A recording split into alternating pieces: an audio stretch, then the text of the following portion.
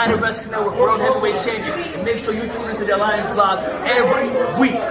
You heard it here first. Straight from Bobby. Hey guys, check this out. I am officially now sponsored by Dubby. Dubby is a clean energy drink made to give you focus with no crash. If you guys are like me, you're always needing a burst of energy, especially with one with no crash. Dubby contains vitamins, amino acids, a nootropic, and 150 milligrams of caffeine. It keeps me awake with no jitters, guys. Check it out. Merch link is in the bio. Dubby. Are you ready? Power. You want answers? I think I'm entitled. You want answers? I want the truth. You can't handle the truth. What we've got here is failure to communicate. I'm building an alliance.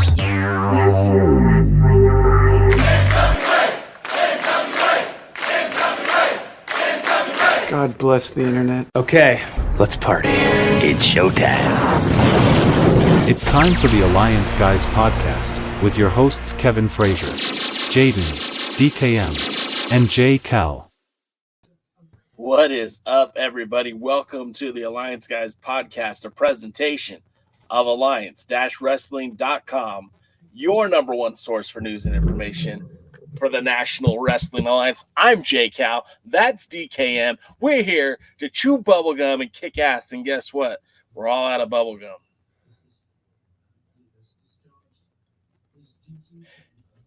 What is up, DK? How you doing, brother? Well, nothing that 12 hours of sleep couldn't fix. Whew, that's like 6 hours longer than I've ever gotten. Well, I didn't say I was going to get it. I'm just saying. But if I could get it, it would probably fix most of my issues. That's beer, the cause and solution to most of my problems. Is it Friday yet? Almost, just a few hours. We have some pals in the chat already. Matthew Underwood's here in the house. Championship Wrestling from Jeremy, aka Jeremy, is in the house. Luthez is here. Sam Retro's here. It's the gang, man. It's the gang, and I'm happy that you guys are here to join us. There's a bunch more of you listening live, and that's cool. If you want to interact in the chat, feel free to jump right in. Of course, this is a interactive program. We do take comments. We do listen to what you guys have to say. It's not just Jay's voice or DK's voice. It's our voice because we are the Alliance. And we got Jaden with us here too. I'm going to bring Jaden on. What's up, Jaden? How you doing? I'm doing well. I might be having some issues with the connection. Let me know if you hear me and everything's okay. You sound good on my end, but I did get the warning on my screen too. It says, well, what the hell is that? Is that me? I don't know. It's not me. It was DK. What podcast are you watching, DK? Why are you doing that during this podcast?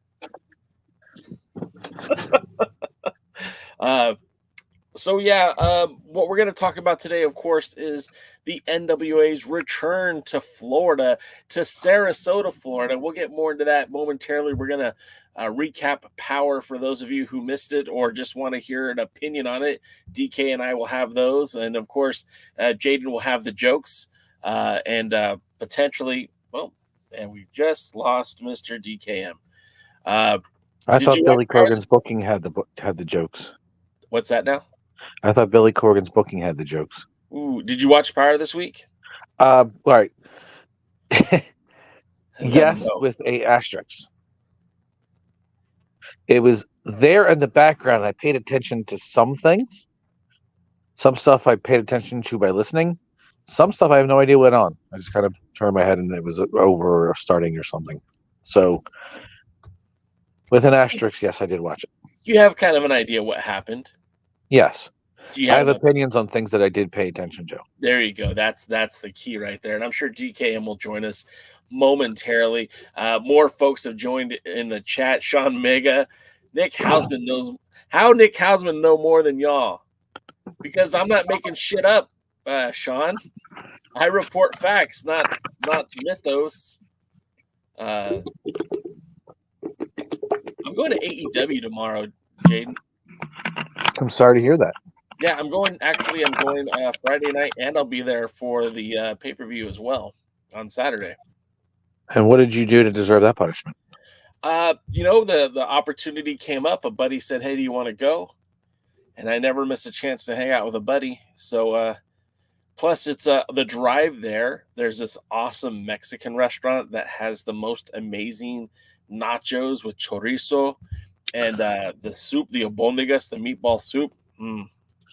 I had some nachos a while ago that had andouille sausage, and I was very, very, very impressed how delicious that was. It had like an andouille sausage, and you can get it with sauerkraut, but who eats that garbage? And then you could also get it with like multiple kinds of cheese and fresh jalapenos. And again, not expecting much out of an andouille sausage out of a place that wasn't traditionally Mexican. I was very shocked at how good that is. I've never had andouille sausage, and I don't know what it is, but some people call it andouille. It's a sausage used mostly in French cooking and especially in Cajun cooking. You get it in gumbo and everything like that. It's a hot, spicy sausage made out of ham instead of, well, I guess technically ham is pork, but you know what I mean. Sure. So it's kind of like almost like a fusion. Then they're taking some, borrowing some elements from Cajun with the Mexican food. It was very Cajun / Mexican fusion. Yeah, it really was. The whole restaurant it was a lot of Cajun, a lot of spice, a lot of Mexican, a lot of peppers. So everything but my bathroom loves it. Shit, literally. Did I ever tell you about my favorite restaurant? I used to live in Ontario, California, not Canada, and there was this this fusion restaurant that took Mexican food and Chinese food. Yeah, that's actually very common here for some reason. I don't understand that combination. It was amazing because I'd get like carne asada fried rice, and I would get like I know you guys wouldn't be a fan, but they had they had chorizo wontons, which were great, but they also had the guacamole wontons, which were awesome, and they had a teriyaki chicken burrito, and I'm like, this is amazing. And now I'm starving now. So New Jersey's not known for great Mexican food. It has some okay stuff, but up in North Jersey there was this place called Boonton, and the Mexican food there made by actual Mexicans, which is kind of a shock. You don't see that a lot in New Jersey. The burritos were about the size of DK's head, and they were so delicious. And everything that place made, tacos, every single thing that place made was so incredibly delicious. People used to travel far around to get that. The only problem was most bathrooms didn't have enough toilet paper to truly enjoy it. And then DK will tell you the best Tex-Mex spots, right, DK? Yes. Yeah, there's good barbecue. During the pandemic, the one place that would deliver was a barbecue place, and I lived off the 4 Bs: burgers, bacon, brisket, and baked mac and cheese, and some combination of it. And they were Southern style barbecue, Texas barbecue fusion. So it was both a rubba sauce, and everything they made was so damn good. And my favorite thing is once a week they would make dinosaur ribs, which were these giant beef ribs, basically the size of my entire not midsection, my entire like middle of my body, my rib cage and everything included. And they were just some of the meatiest, juiciest, most delicious ribs. And they would fall off the bone. You often didn't even get to eat it off the bone. It would fall off as you were eating it. You would just eat whatever didn't, landed on the paper. And they were so incredibly delicious. And I wish that place was still in business. There's nothing I've had anywhere close to that has been anywhere as delicious as that was. I haven't had dinner yet, but pizza's coming, and I will be eating it on camera. So, what is it called? Mukbagging or something like that? Yeah. I have to wait until the show's over to eat, so I have to make something. So I didn't get a chance to do it because I ran here quick. Well, I appreciate you foregoing food to join us here on the podcast today. Of course, DKM's here. DK, you doing all right? Other than needing that 12-hour nap, I'm doing great. 12-hour nap. And Jaden, you're doing well? I haven't killed anybody. That's a start. Yeah. It isn't over yet. Yeah. Yeah, that's true. We still got 4 more hours. And so first and foremost, I think we should talk about some more of these rumors that we're hearing again from our beloved dear friend Nick Hausman, the House of Wrestling. And I don't know, man. I think it's getting to the point where I feel like you're all being worked. You're all being worked. Why is Dan Hausman putting out false rumors on the NWA? Every time I hear his name, that's what I think of, right? And I'm like, geez, dude, just put a curse on us and let it go already. I wonder if Dan Hausman and Charlie Haas are related somehow. No. I know he's not talking about the NWA because he didn't even know the NWA existed. He'd only even after working for it. They only exist when they book him, and the rest of the time it doesn't. But we're getting some news. Depending on where you're getting your news from, it feels like everybody is latching on to these Nick Hausman reports, and it's getting kind of uncomfortable with the amount of vitriol this guy is spitting towards the NWA. And, we have been very, very loud in our distaste for some of the things that Billy Corgan has done. Of course, I don't think any of us thought that the cocaine spot was a smart idea at the very least, a smart idea for the Samhain pay-per-view. We constantly mock the booking and knock the booking. But I really feel like this guy, Nick Hausman, has a bullseye with Billy Corgan's name on it, because all of a sudden now that dude is posting about one article a day about some shortcomings that the NWA is having. He was the first one to say that they were going to be on the CW, which again has never been verified by anyone from the CW or the NWA. He also reported that the cocaine spot is what cost them their spot on the CW, which again, we don't even know if they have a spot with the CW. Then people are going off of that information. Of course, Effie had his tirade in his podcast recently about the NWA and him being offered a job and all this other shenanigans. And I have to wonder, Jaden, I know your ear is close to the ground. What do you think is causing all this? Why are we hearing all these rumors and these this vitriol headed towards the NWA? What did they do? Before we get into that, I spent the last time while you were talking, where I was listening to you, paying attention to your changing color luchador mask, and that thing is awesome. I have to give you mad props. I think it's so cool looking. So, Blue Demon mask, and the mannequin head is a light that they sell at IKEA. Oh, that's a good idea. It looks really cool. I wonder. It's interesting how well it changes color, especially because you said it's a Blue Demon mask. Is it a white Blue Demon mask or? No, watch. I'll turn it off and. Wow, that's almost magic. It's just a very bright light, and a couple of weeks I've had different masks on it, but I like the Blue Demon one on there. Yeah, this one has really stood out. Unfortunately, I haven't been on in the last 2 weeks. Last 1 week I was sick. The other week I put my head down and fell asleep. So I literally just be like, okay, I'm going to be. Oh, the show's on in 5 minutes. But what was the question? I forgot already. All right, so the vitriol that's headed towards the NWA. Now, first, of course, there's a lot of the rumors and innuendos coming out of the House of Wrestling, and then Effie's big FU to Billy Corgan that just came out recently. Why do you think all the vitriol is coming now? All right, here's the thing. More people are talking about the NWA now than a really long time. probably at least since the Jim Cornette thing with the motorbike joke, and probably since the start of the NWA of the Lightning One era. This is the most attention they have gotten. Everybody seems to be jumping on to something, and then it's also true that controversy doesn't always create cash, and it's always like sometimes bad publicity is more detrimental, not good for you, no matter what people try feeding you or what books they're trying to sell. Also, another thing right now, I believe, is because Billy Corgan himself has a lot of attention heading his way, and Billy Corgan's name will get more people to pay attention to you than most things in professional wrestling. So that is why I think between the CW rumors and the cocaine nose jobs and the Is this a Beck song all of a sudden? yeah, I started to realize when I started going through, I was actually going to go through the rest of the lyrics, but I decided to stop because I didn't want to get us demonetized. Plus, my singing's not really good. Appreciate And then all the information that's going around with the NWA right now. Also, I don't know much about Effie. I've learned. I watched a little bit. Effie's around a lot on the indie scenes in the area, kind of a name in the area.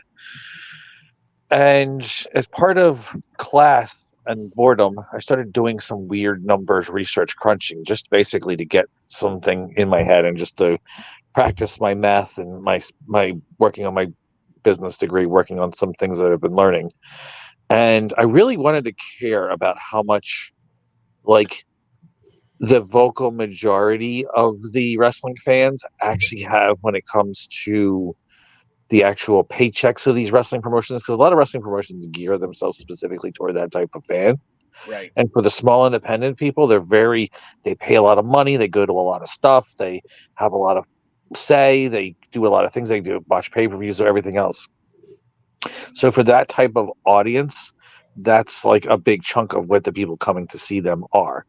But overall, on the overall wrestling landscape of everything, including AEW and WWE and NWA and MLW, I've come that it's 0.5% of the actual audience is the people that are doing the large percentage. And that seems like an arbitrary number, but I based it off of the people watching NXT, people watching WWE Raw, SmackDown, people watching the shows on the Warner Brothers from AEW, people watching Impact, people watching the NWA. I couldn't find much information on MLW, but there was a little bit out there. And then also just like the overall wrestling percentage. And then I guesstimated a few numbers based on people that consider themselves wrestling fans, but don't consider themselves wrestling fans enough to truly pay a lot of attention to wrestling. But if something piques their interest, and I've also thrown in a try to guesstimated numbers based off of an educated guess on like the people that will go to a local independent wrestling event who have no idea. It is really hard, and I have to figure that out. But I have it down what I was doing, and it was really it was a lot of work, and this is something happens when you don't sleep at night. But the actual percentage of people that I see, just again, I don't have true numbers. This is just by mostly educated research and guessing that I can come across. The actual population of people that really put a lot of interest in wrestling, that love wrestling, it's almost to an obsession, and buy these tickets and go to these things and make these comments, is way smaller. Heck, honestly, I think the population of people who like the Alliance guys compared to the people that buy the NWA pay-per-view is a much higher percentage. So, and it's true too. Like when it comes to the reason I brought this is one of the things in class is how many people go and they protest and they do this and they do that and they say these things and they try to manipulate the certain businesses to do things they were starting to want away, comparative to how much overall consumer dollars are out there. And a lot of these companies are, how do I put it? They're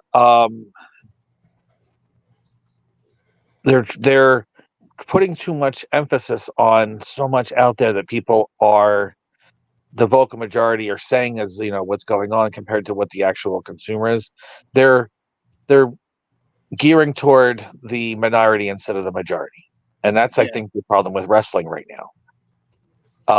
I think wrestling should be looking to get a much larger audience and not worry about the flavor of the week or the cool thing that all the people that really are vocal on the internet talk about. And that's the problem I think right now with all wrestling, is especially like some of the ones as we start going up higher into the hierarchy of wrestling, too many people are caring about the people who are vocal, but not enough about the people that are actually should be paying the tickets. And wrestling itself should get out of the niche mindset that, again, it's people that have a lot of money and they're spending a lot of money on wrestling, but they're not necessarily going to cause it to grow. And they should start looking to making wrestling something that starts when you're younger and tries to get people that are younger in the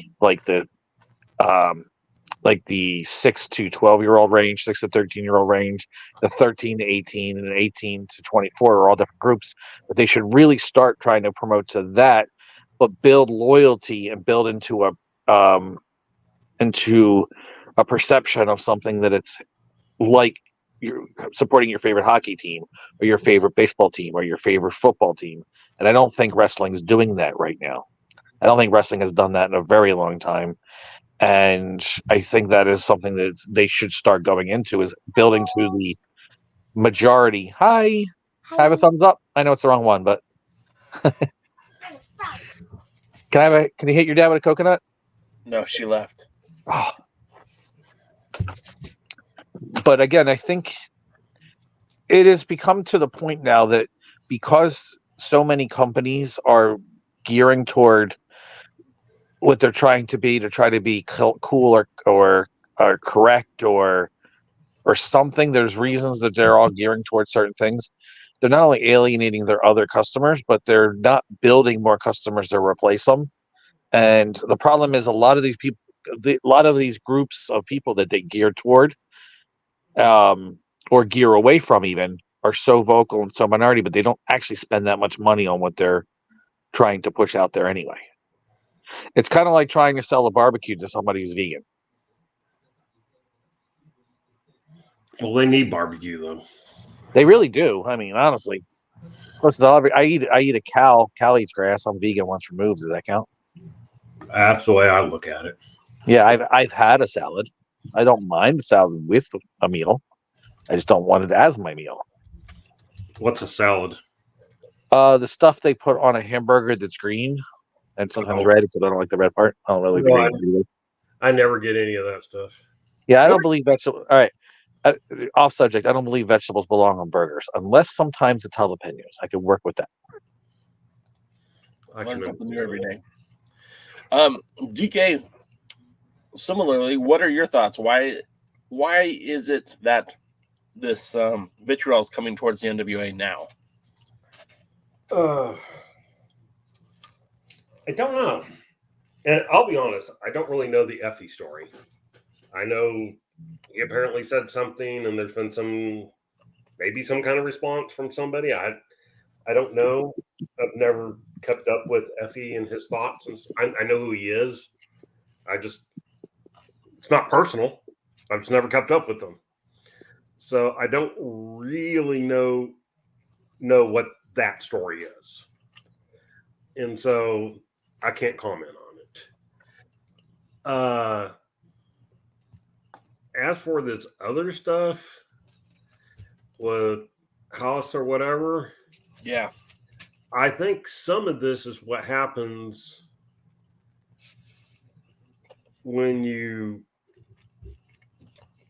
try to jump the gun, when you try to make yourself look big, bad, and important. Because, I mean, the original thing was just, they had the deal with CW, they have the deal with CW, they have the deal with CW. Well, I don't think there was ever a deal with CW. And no legitimate, if I can use that, or maybe I should use no well-respected wrestling news site, PW Insider, Fightful, none of them said anything. And so I think you had a guy that was trying to get out. Well, now you got to back out why something isn't happening the way you said it was going to happen. So it's not my fault either. It's your fault, DK. It's all your fault, DK. No, it's all my fault. But, you know, the guy's going, it's not my fault that what I said or wasn't true because I made it up or somebody fed me bad information or whatever the case might be. You know, so, and then, you know, Billy gave the perfect out with that cocaine spot. There's a lot of people who think that's a legit thing, too, that he realized that something wasn't going to happen. So he created the spot to give an excuse. I doubt There's it. a lot of talk about that. And again, that's interesting that somebody would come that way. I mean, in wrestling, you never say never, but I doubt it. I think it was just a stupid idea. I don't wear nearly enough tinfoil for me to be in on that one. Yeah, I mean, really, I'm surprised. I hear it. It's so weird how much crazy people there are talking about it. And so, you know, Billy gave him an out. It wasn't intentional. I think it just worked out that way. He gave him an out. So now it's like, oh, this and stuff like that. And then, you know, what is it? Somebody said last week, you know, there's always some mid-carder or low-card guy that's not happy. So I don't know if he's talking to anybody or not. Part of me wants to say he's probably making up 90% of it. But, you know, I suppose if there's something that, you know, there's probably somebody that's not happy and willing to go, you know, oh, you know. And let's be honest, all the things we heard don't necessarily sound like, you know, as far as like him and the talent and wanting people to lose when they first come in or loyalty test them like that. The booking would suggest stuff like that. And we do know that people have been unhappy. I mean, I have talked to people who've been unhappy there. But part of it, I think, is just life. But, you know, now we got somebody who has to, I think, justify a lie he told. And so he's going to do it in a way that's like, he can't say, well, I lied or somebody lied to me. So he's got to go after the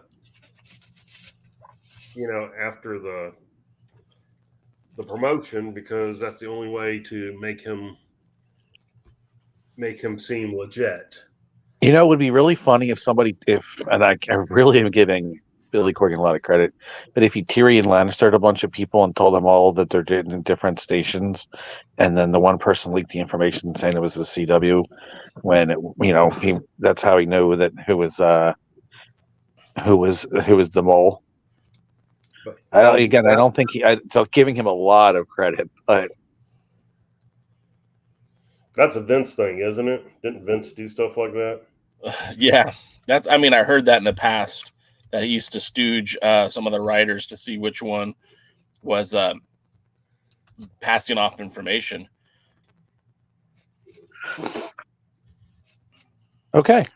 Anyway, basically, it's everybody's talking about the NWA right now because it's a hot topic to talk about, and because their own stupidity in some ways. What is the latest thing to come out, Jay? I mean, wasn't there just like new stuff today that came out? Sorry, I was eating. Yeah. It's very unprofessional of me. The big news today is that, according to the House of Wrestling, the NWA is only going to use talent that is under contract to the NWA. Yeah, they only got like 4 people. That they're using cost-cutting measures because the NWA is hurting. Now, let's be realistic here, okay? We've talked about the fans are hurting. Have to watch this. What's that? The fans that are hurting that have to watch this are the ones that are hurting. When you talk about the NWA, and you have to let's be realistic here. It's a show that's on YouTube. And we've done this before, and I could do it again. But if you go to Social Blade and look at basically an estimate, it's just an estimate. It's not a factual number. It's an estimate of the money that they're making monthly on their YouTube channel. It's roughly $2,000. And that's the high estimate. That's not the low estimate. That's the high estimate. And that's monthly, right? What's that? That was monthly, right? If I heard right. A monthly earnings of $2,000. You can't put on Power for $2,000. You couldn't put on a dog event and make it any worthwhile. Unless the building was free and the ring was free and everything else was free. Okay, well, go ahead. Let's think $2,000 a month. So that would, if that's right, that's $24,000 a year. And how many tapings do they do? I think they did 10 of them this year. Okay, so 10 tapings, so that'd be $2,400 a taping. So that would definitely be on the low end. You couldn't get a good camera crew for $2,400. Well, like one of the things I read is that they're going to cut production and cut people. And it's like, well, they just spent money to up production. If you're looking for a TV deal, you're not going to cut production. So that there is the old adage of getting lean. Getting lean is different than firing people or cutting salaries. Getting lean is removing, unnecessary expenses. Right. So, like, as of right now, you go and watch Power, and where do they film at? They're in the Skyline Studios. Again, it's probably cost them at least $2,000 to be there just for the day. Probably more. They're never going to make, as it stands right now on YouTube, they're never going to make what it costs to produce the show. So, of course, they're going to look for ways to get lean to make it more affordable. Now, if they're also looking for a deal with a network, and there's different kinds of deals, but if you can get a network deal where they pay for your production, which I believe what AEW has with TNT, then you're going to want to try to cut costs because you want to be more attractive to a potential suitor. Not necessarily to sell, but just to have like, hey, this is what it costs to put on the show. Do you want to pay for this? If that can be negotiated into some sort of contract, of course you're going to do that. Because, again, that's an unnecessary expense. Now, if Billy wants to pay more to have certain things on the show, then so be it. But, if you can save money, why wouldn't you? The whole, the sky is falling is just so ridiculous to me. It's like this has been the most productive year the NWA has had. Have they made money? I don't know. And you know what? Nobody but Billy and his tax accountant know. Because it's not a publicly traded business. And honestly, as long as Billy's willing to front the money for his own business, who cares? It doesn't impact you. It doesn't impact me. It doesn't make a difference. So if he wants to cut production costs, cool. If he wants to spend more money on production, cool. It doesn't change a goddamn thing for anyone in this chat or anyone that's watching Power, right? Well, it's what I'm trying to figure out again is the credibility here on some of these reports that we're getting. And so a report that says he's cutting money on production and cutting the roster. We've just heard two very opposite things, that he's going to be rotating more people through. And he doesn't have a ton of signed talent. They've said from the beginning they didn't want a lot. And so he's only going to use wrestlers that he has under contract. He'll have 5 wrestlers. And it's like, the stories don't match up to things that have been said and seem to be taking place. The problem is they don't want you to look too deep into that. They just want those hot headlines that you can clickbait you can click onto. Right. And that was, you know, I remember seeing a UFC story or whatever. Oh, it's been a few months now, but I clicked on it because, like, oh, you know, this problem here. Yeah. I mean, they were retelling a story from 2 years ago. But man, they made it sound like as of today, there was a big issue. Well, that was 2 years ago. Nobody's cared since then. Well, that's all it is. It's clickbait. And that's what they're trying to get for right now. And they're using whatever they can. And Billy Corgan in the NWA can get more clicks than, say, Dog or anybody else, you know, in there. The only one promotion out there that's considered a super indie that might help get more is GCW. Yeah. But even the big indies that were around quite a few years ago, like CZW, they don't draw the attention like they used to. They barely have a pulse at this point. And it sucks because there's some, you know, and I know you're not a fan, but there were some good parts about CZW. It just isn't really alive anymore. Modern CZW is quite different than even just a few years ago. They're a lot more about like wrestlers and stuff like than hardcore and ultra violence. And what occasionally they have something, they're actually taking kind of Dr. Zirconium's dream, and they're actually going to be doing something on the Battleship New Jersey. Yeah, I saw that and I was like, man, Dr. Z's probably bummed about that one. Yep, very much so, because that was something that was trying to get happen before the pandemic. So, and you know, our pal Heebs is in here, and he says this butthole's got me hot, meaning Hausen. And the thing about it is, there could be some truth to what he's saying, right? There could be some sort of internal dialogue that he's somehow got a hold of. And Matthew Underwood's like, is it Maureen? Is it Zicky Dice? Is it Aldis? Is it his own farts? I don't think any of those four people would have any knowledge of what's happening in the NWA at this point. But to what you know, also what our pal Kayfabe has been saying in the chat is, look, man, they have been cycling talent in. Well, that's something that they've done since day one. Billy was very adamant about saying that there's a carousel and that some talent come in and do a few shows and some get off. And that was really prevalent when, you know, you had Scott Steiner show up for 1 or 2 shows and then he was gone. Or you had talent come in like C.W. Anderson, who was here for a little bit and then gone. The NWA, as it is built today by Billy Corgan standards, was never really meant to have like a huge, you know, robust roster like in AEW or WWE. It was supposed to be guys coming in and guys leaving. And when you look at the roster right now, like we just had the TV tapings, and guess who wasn't there? La Rebellion wasn't on those tapings, and guess what? They're not going to be at the tapings on Saturday either. Does that mean that they're done with the company? Hell no. It just means that they're taking a break.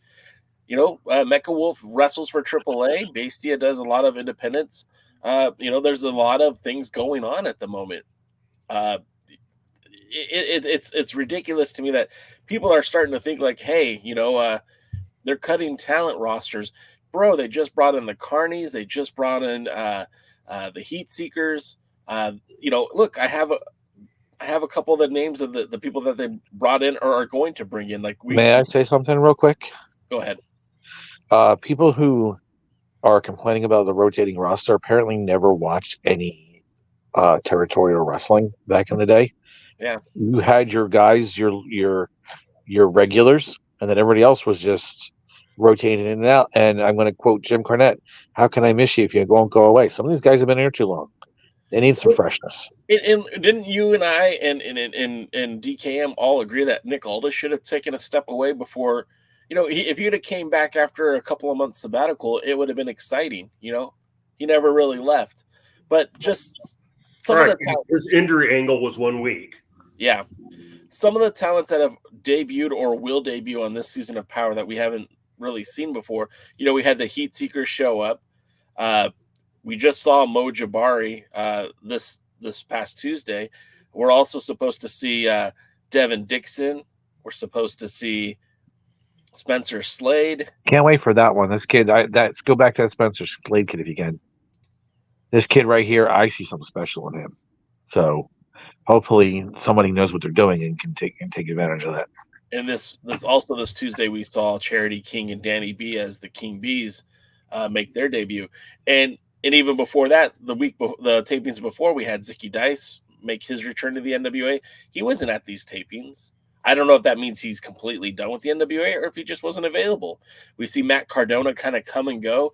The roster itself is ever evolving. That's something that the like Jaden mentioned, the territory days, that's what was kind of prominent. And honestly, I feel like that's what kind of sets the NWA apart. You know, when you see some talents that kind of go and come back. DK, what are your thoughts on that? As long as they're not storyline intense at the moment, then yeah, you need to rotate through them. You need different people in for different things. I mean, Law Rebellion could stay away for a year. I mean, really. I'm not saying they are. I'm just saying I don't want them to, but yeah, you're right. They could. I mean, you know, they could stay away for a year. They're not going to be in the world title hunt right now and probably shouldn't be. And, you know, give us a chance to miss them so that when they come back, it's something, you know, it's something big. It's something unexpected. No, maybe if they actually, please don't bring back the Dawsons, please. Are they even still in wrestling? Yeah, but one of the things is true. If they get some kind of TV deal, they can show up unannounced and be special. Yeah, right. You know. Yeah, and that's what we kind of miss in wrestling already. I mean, my gosh, I don't have to watch WWE because when I listen to the results, you know, how many times do I care about Cody and Jey Uso in Judgment Day? Yeah. You know, Hunter's better than Vince was, where you had the same match 8 weeks in a row. Yeah, that's true. But it's just we need difference. We need change. The only thing is we need a little more reasoning behind stuff. Like I thought they did a good job of explaining why, you know, Mo was there challenging Colby Carino. Yeah. But they did a sucky job explaining why Talos was in the ring with EC3.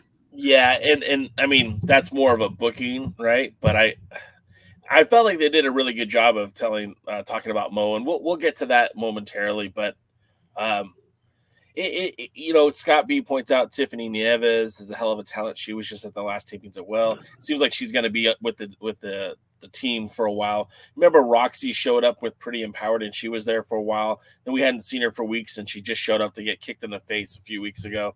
And I think as long as the NWA continues to grow, they're going to continue to have these opportunities. We're going to see talents from the Midwest. We're going to see talents from whatever new territories show up, and that this is okay. I don't see where this is a bad thing.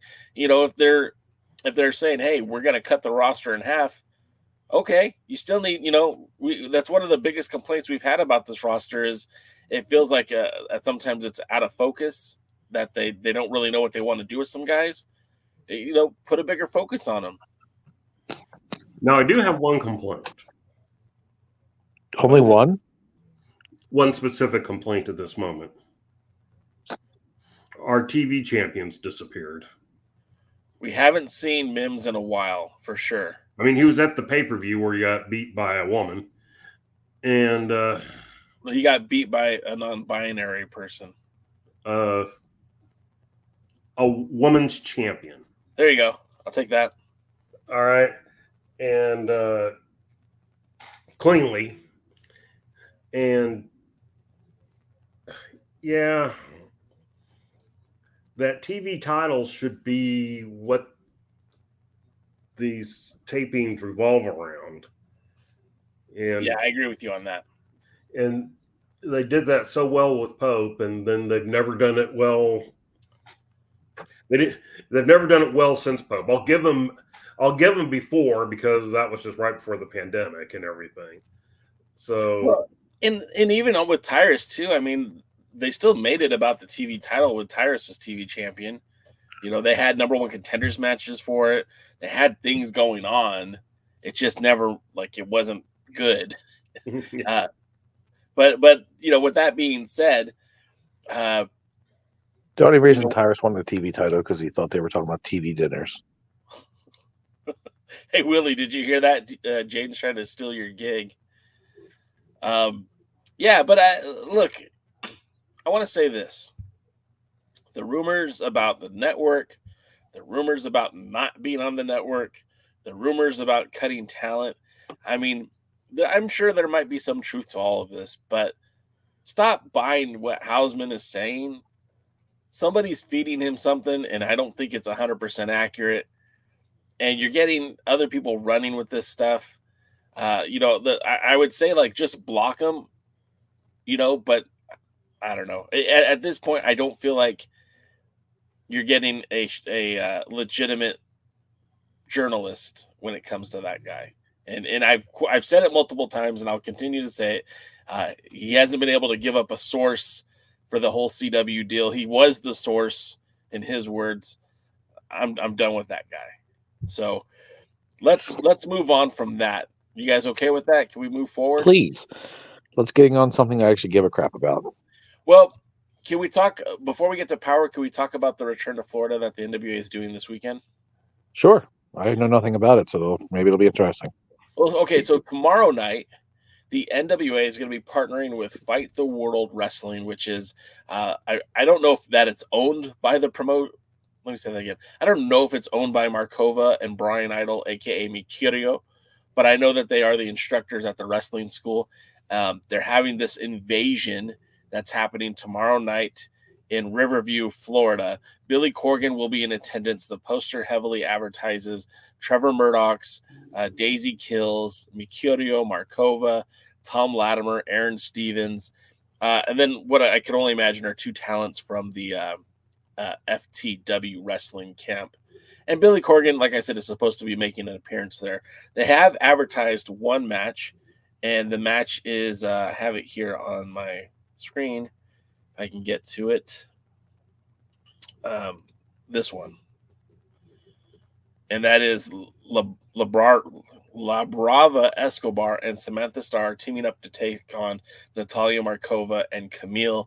That has been the only match that's been announced for this event.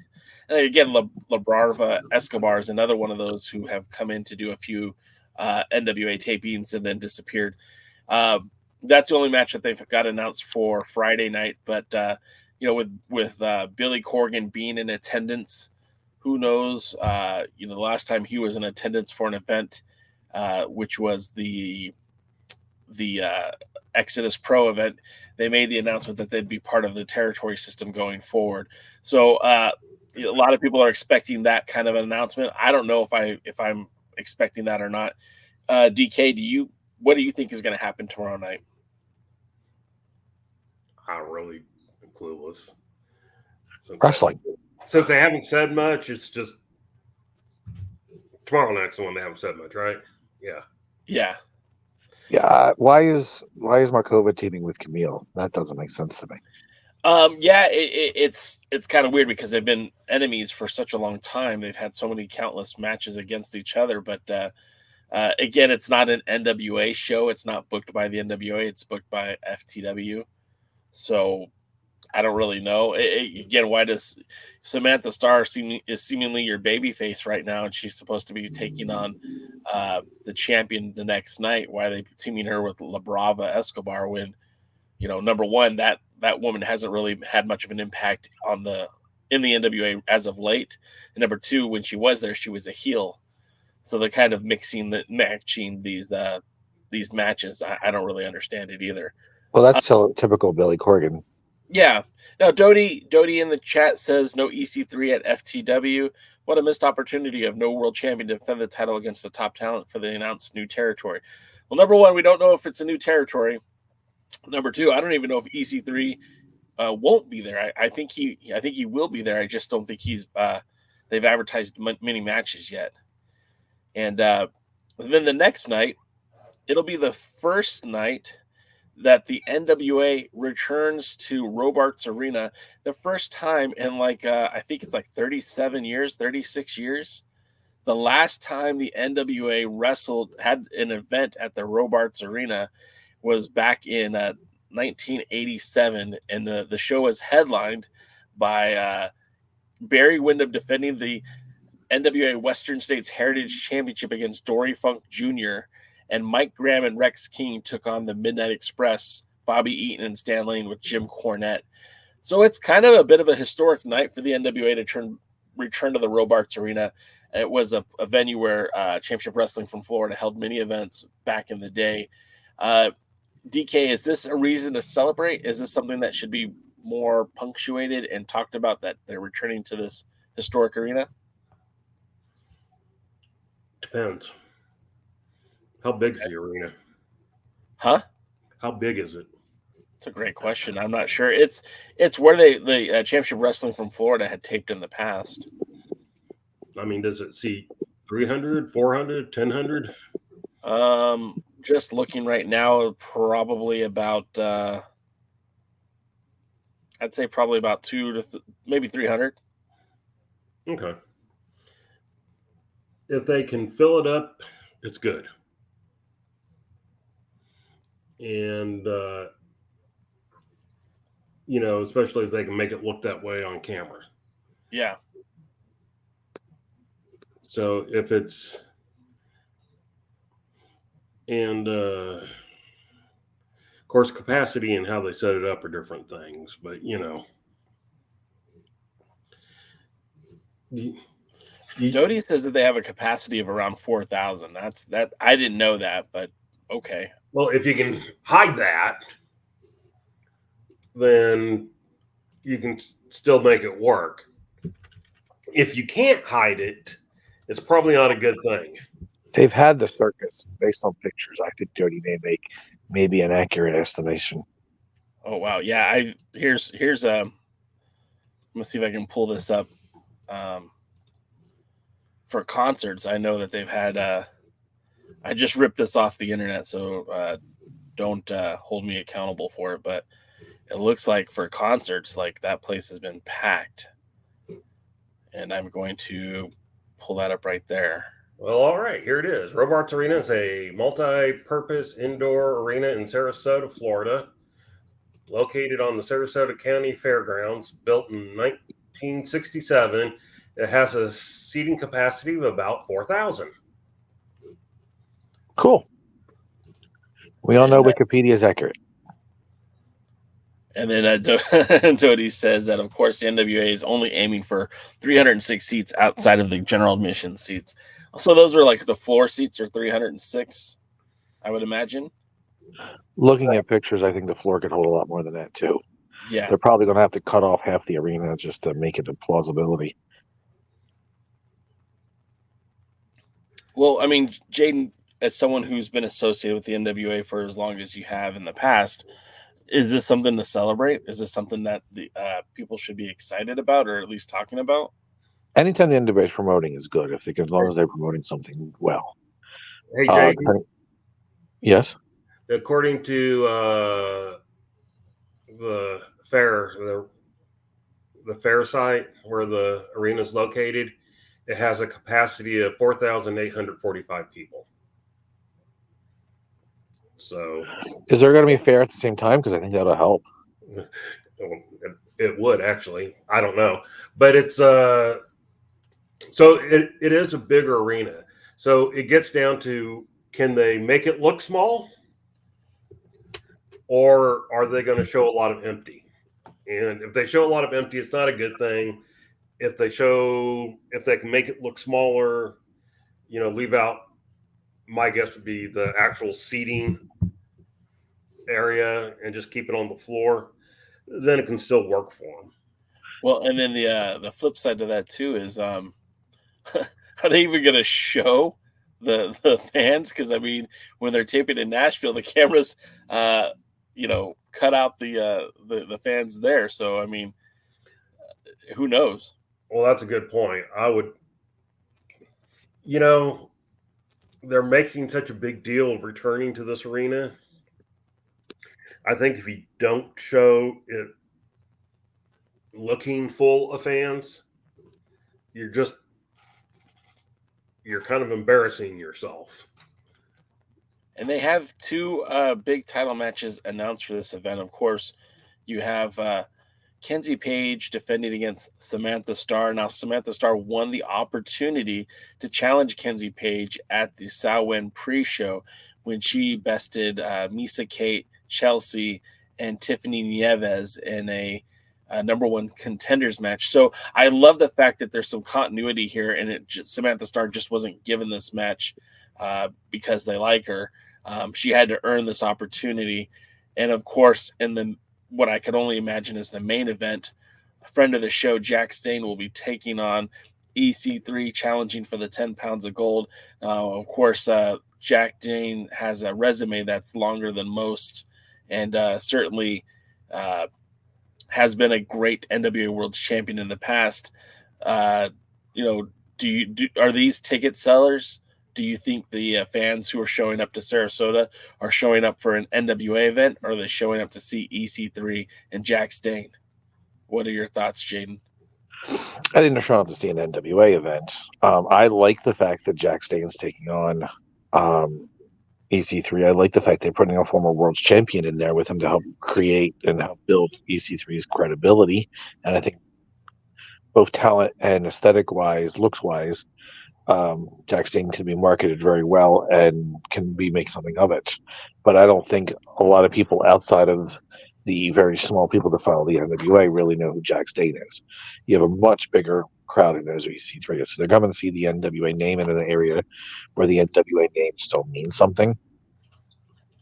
Also, again, looking at the way the building is set up and other things, they can partition about a third of the building. So it only leaves about 2 rows of the upper bleacher section along with the section. Looks like they've done something like that for a church type event in the past. So I think that they could possibly make it look pretty big depending on what they can get there.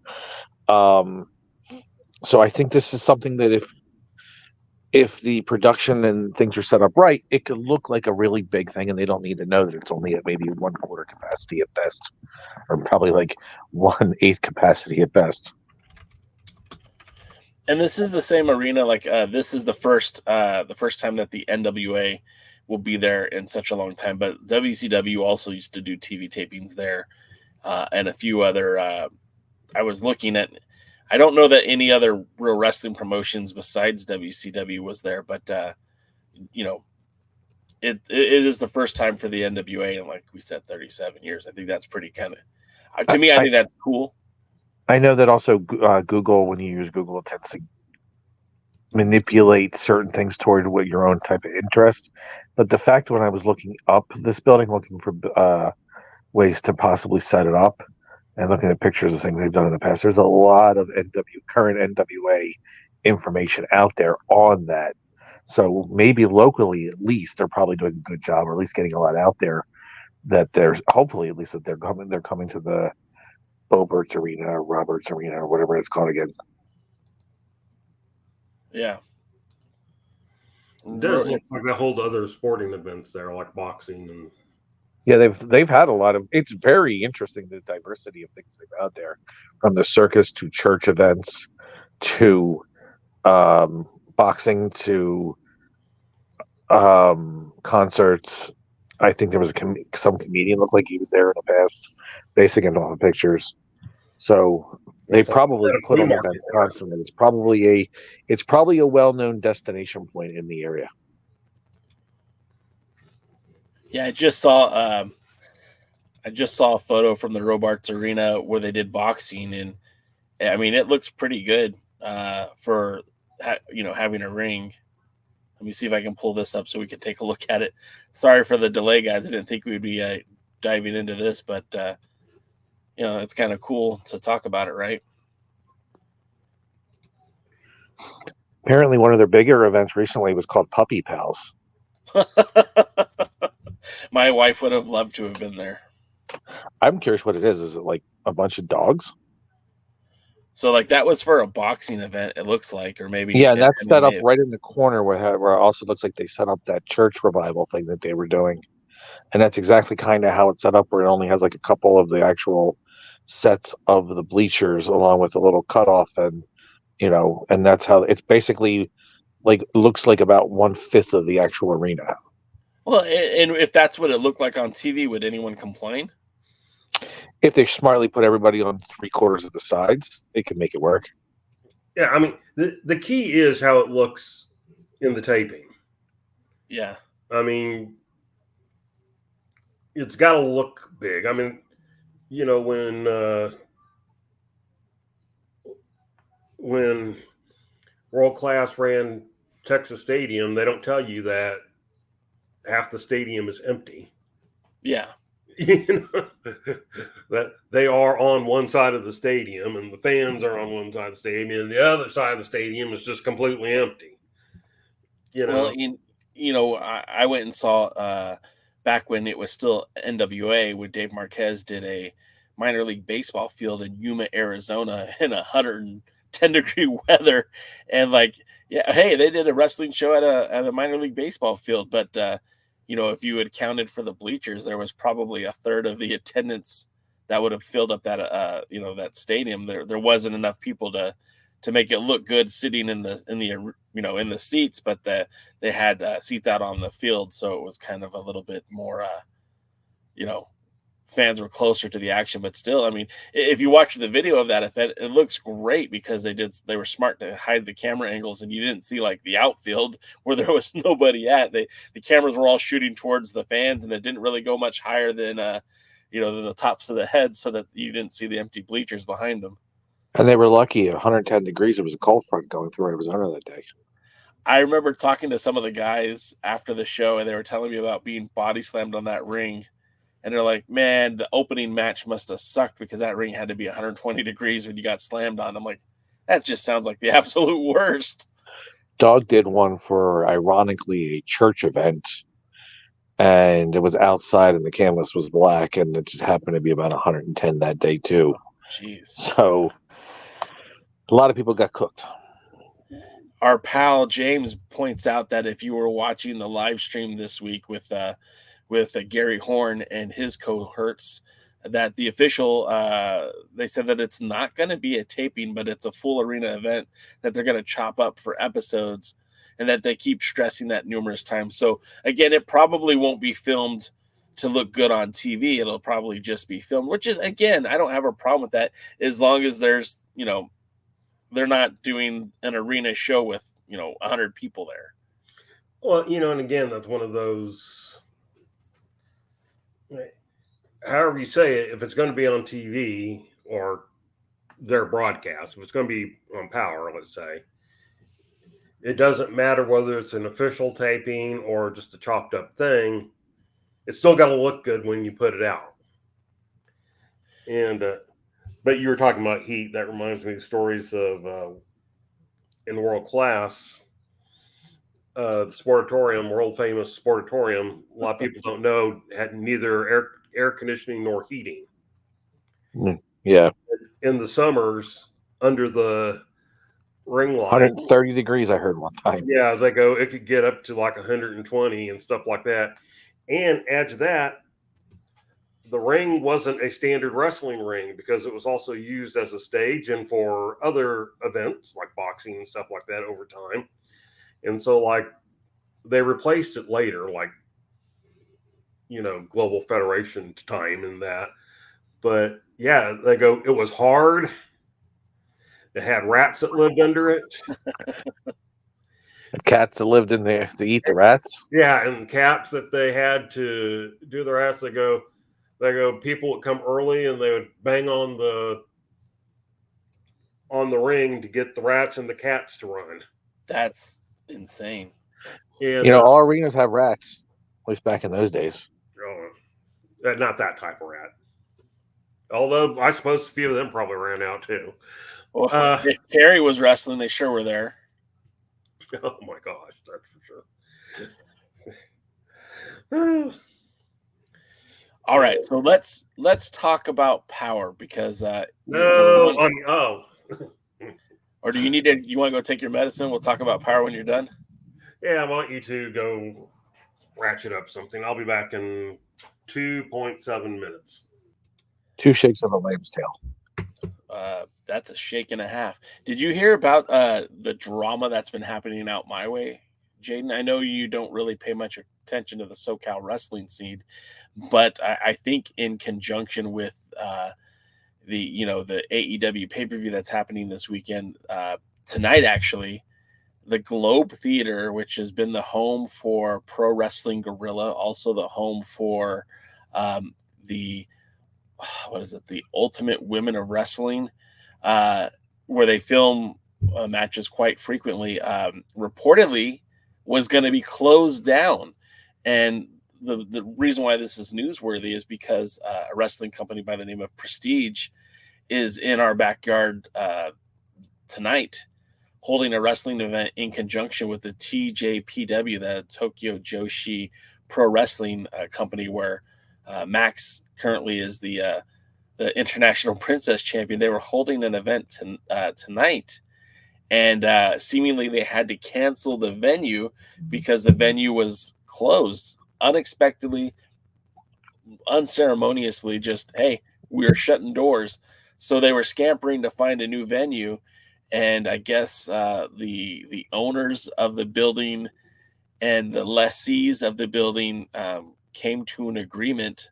Initially, little backstory, little dirt that I heard is that the owners spent a lot of money right before the pandemic to rehaul the building, and when they signed these, the people that were leasing the building were supposed to keep up with the maintenance, I guess. And so any of the problems that the building had, the owner was like, hey, that's your responsibility. And it turned out there was a lot of issues that didn't get resolved during the upgrades before the pandemic. And they basically were going to just shut the doors for the building. And the people who were leasing it said, hey, we're not going to take care of this. We can't afford to take care of this. We're out. And I guess at the last minute, the owner had a change of heart. They're going to work something out, but the building reopened and is hosting the Prestige show tonight. Have you ever heard anything so bizarre?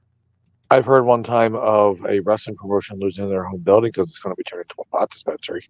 Does that count? That's the worst, man. Did that ever happen, or is it still a gym? What's going on with that? It's not a gym. It's closed down as of right now. Nothing's really going on at all. You know, a couple of weeks ago, I said on Twitter, maybe it was even last week, I said that I want to buy a building just to do wrestling shows. And I guess it wouldn't be just wrestling shows, but that'd be like my primary desire is to like, hey, we're here in this city and bring us your tired, your weak, bring us your champions from the Inland Empire to Los Angeles County and all points in between. And let's have a wrestling show every Thursday night. That was kind of like that's like a vision that I have. I don't want to say it's a bucket list because it's probably unattainable, but it's something that I thought about doing. And the more I hear about people losing their buildings, it's inspiring me to do it. I probably shouldn't, but in the long run, it's more dangerous and damaging to the sport. Say that again. In the long run, it's more damaging and dangerous to the sport. Really? There's a lot of buildings around here that run multiple promotions and none of them draw.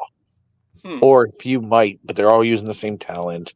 Or one promotion does something stupid and costs it for everybody. Or the problem is they burn out the building, which happens a lot. That's why anywhere Dog ran, they tried to get it so it was exclusive for Dog. And people tried, but Dr. Zirconium got that shut down.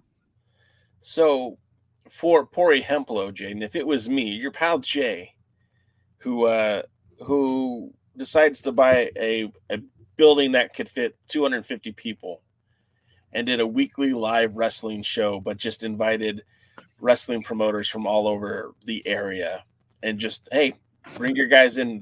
You could have a match. You could have 2 matches, something like that. You don't think that would work, or you think that'd be detrimental to the scene? That would probably be detrimental to the scene. Even if you're like trying to say, hey, like this is one match, you provide one match on the card and use it for publicity. There is a lot of different styles in wrestling, and some of them are hurtful to others. Like, there's some people that try to be serious women wrestlers, and they run a serious woman promotion. And then there's another promotion that around here that does intergender wrestling, which is really honestly just mostly men beating up women and over sexualizing them. And there's usually a lot of things like spots that are influenced by the adult industry. Oh, say less, homie. And that's, and they're completely, if you're trying to do one and you're running on the same building that's doing another, you might get a fan that's like, okay, well, I like this women's wrestling, I'm going to come see this, and all of a sudden completely turn them off to all wrestling. And that happens also in the area. If you're going to do that, your best option is just to literally find some people and run weekly events that you run. Get a popcorn machine, get a soda machine, sell some hot dogs, and you'll probably make more money off of that than you will off the wrestling. Hell, let them in free for wrestling and just sell the concessions and charge for the parking, and you'll probably make more money. You're making too much sense. Stop it. There's a barn. They called it the Music Barn, and I guess back in the, I want to say 60s, that they actually used to do concerts and stuff. They're very small scale stuff, and I have this crazy itch to just be like, well, how much does that cost? And if I were to buy that, can I run events there? And if I could run events there, but that's crazy talking. There are other things too. I mean, you can rent that out for a local politician to do something. Sure. You can rent that out to a comedy. You can rent that out, depending on the size. I don't know if roller derby is still a thing, but that's.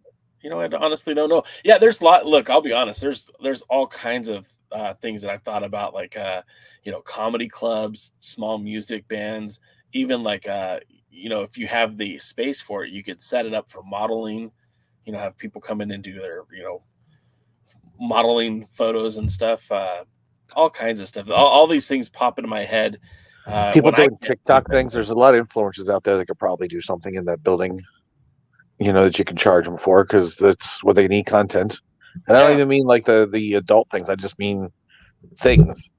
Like there's this weird thing right now, a bunch of these Twitch girls that are basically go around and they do like fun things like haunted houses, and they all have their own particular shows, but they get together and they do things like obstacle courses and haunted houses and the mud runs and the Mutter Museum.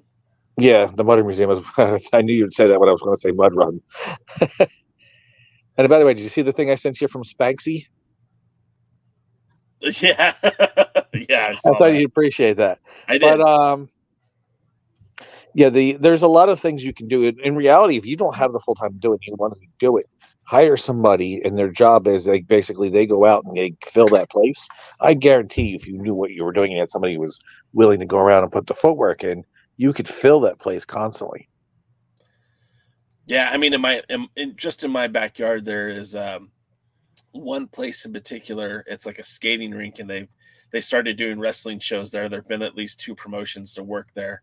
And I keep thinking, man, if these guys could do it, I could do it. But I don't know. I don't really want to run a wrestling promotion. I want to have a venue where people pay me to use it. So, anyways. Well, that's just it, though. If you have somebody who's actually going at good and filling that building consistently, then you just find one wrestling promotion. Hell, just call Dave. Yeah. I'm sure Dave can probably put on an inexpensive card there, depending on the size of the building, enough to you can get your pay and he can do his thing. Yeah. It doesn't have to be TV, but if he does it enough, he could use it to put it on the internet or do something. I'm sure there's somebody in there that could be a one-time tenant, but I wouldn't do multiple because that would in the long run hurt everything. There's always going to be something that'll screw you over. Then you won't have any money in there because you're relying on professional wrestling. Diversify your portfolio, and that's also true with venues. They need to constantly diversify. That's why places that are built for a hockey arenas also have Taylor Swift concerts. This is true. And there's a little behind the scene baseball talk, guys. And now that DKM is back, we could talk a little bit of Power. Overall, I thought this was a pretty fun episode of Power, DK. There was obviously one glaring thing that I absolutely hated, and we'll get to that momentarily. But That's what I hated too. I'm sure everybody hated it. They had a show pre-pandemic called Circle Squared, and that would have been the perfect place to do some silly things like this, to have an opportunity to, showcase a wrestler. And honestly, I think I would have liked it better if that's what they were doing, instead of having Billy there asking questions and even shitting on the whole thing right there while he's sitting there, right? Like, did you get that, DK? Like, he literally said, I don't know if this was made for TV, but here we go. I might have fast forwarded through any scene that had that going on.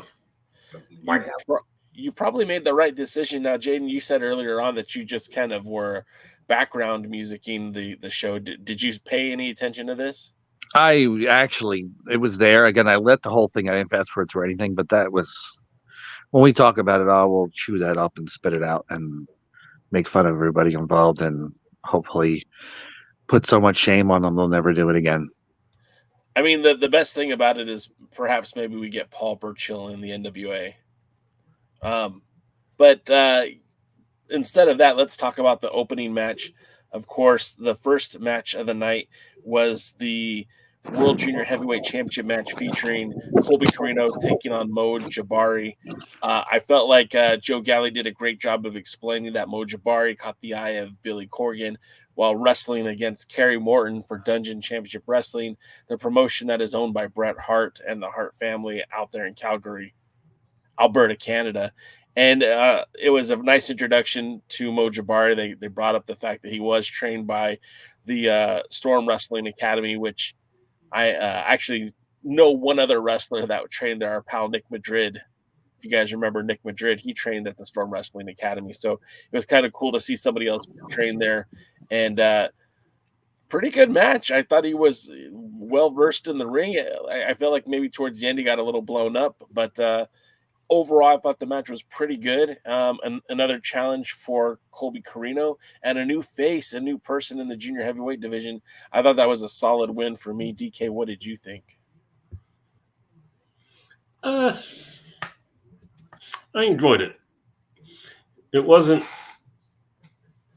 I can't say it kept my attention the entire time, but I did enjoy it. But more than anything, I liked that they were explaining why he was there, who he was, and why he was getting a title shot, even though, as Danny Deal said, Corino didn't bring his own personal referee this time. So,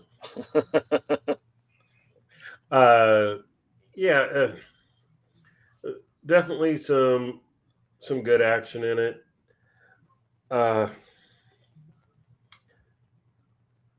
Award-winning, no.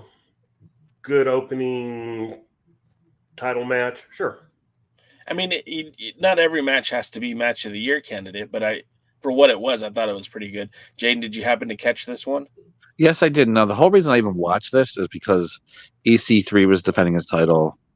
Colby Corino was defending his title, and then Pretty Empowered were going to be there. Yes. So it felt like something that it was like something I cared about. I didn't know much about Mo. I liked him. I thought it was a good match. I thought the whole thing was good. At first, I was a little off-putted by the color choice of Corino's gear, but as I started getting more into it, it worked. At first, it was off-putting, but I got used to it. My eyes adjusted, I guess. And then, it was good. I enjoyed the whole match. I hate the whole stupid, I don't know whose idea this was, but they need to go walk right head first into a wood chipper. The whole stupid intro thing with the video and the stuff like that is so low quality, and it does not enhance the product at all. They need to get rid of that. I've always felt like that. The pre-recorded entrances, I feel like, make it feel very like early 2000 game shows, like Who's the biggest loser or whatever those shows were, are you smarter than a fifth grader or whatever those shows were. It always feels very like canned. And I guess, for a studio style show, it does feel very studio, but I agree. I'm not a big fan of it. Well, it's something begins with ST. I would have called it stupid, but DK Dave Scooby says, would you basically NWA dungeon wrestling? Is that a yes or no? sounds kinky. It would be the first international member under the Lightning One era.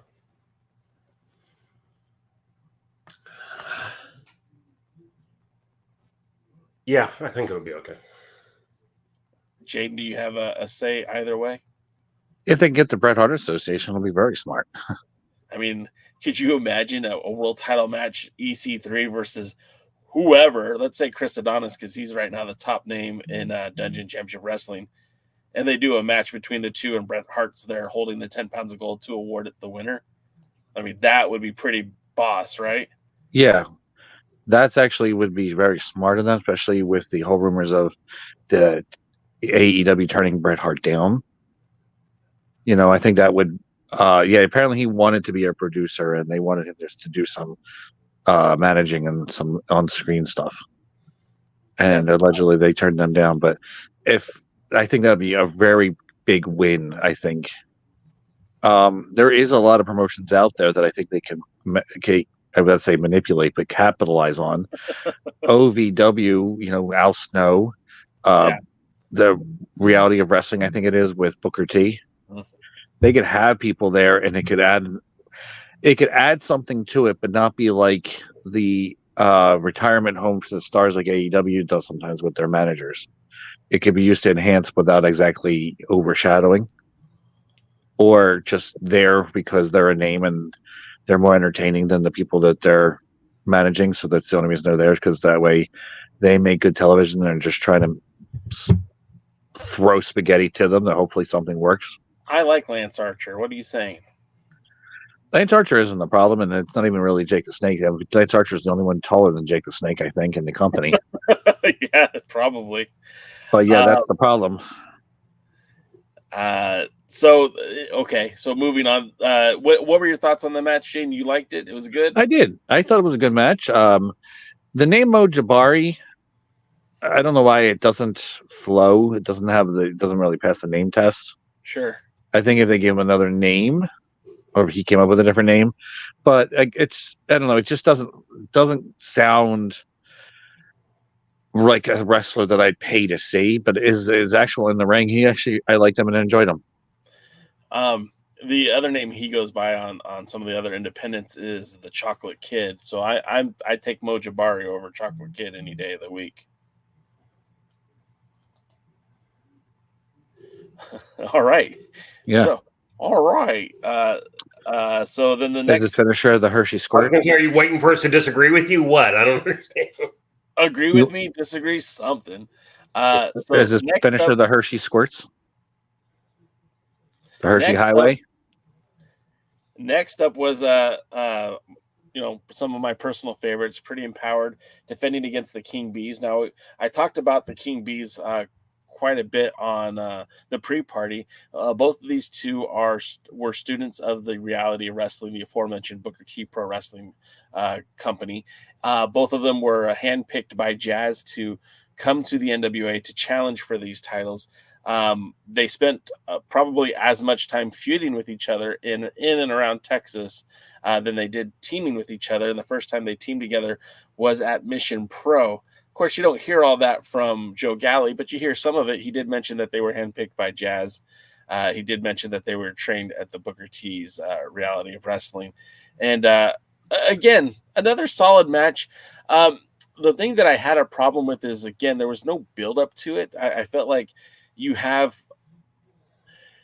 potential to build these things up. And I feel like they rushed to get a title match just to have a title match when, maybe we could have had another tag team. And maybe that's the problem. Maybe there's just not enough women tag team in the NWA to do this. But, we saw them do that with Heather Monroe and Ray Lynn when they brought in the Hollywood Blondes. That's what I think they called him. On the Indies, they're known as Blonde Force Trauma, but they brought him in just to do the job to Misa Kate and Maddie. And I feel like this would have been like another opportunity that all they needed is one match, one victory, and then you could sell me on them being number one contenders, or at least having good reason to challenge for the titles other than Jazz handpicking them. Is that something that bothers you too, Jaden, or is that something that doesn't bother you? It's always good to have promotion behind a match to make it actually care about something.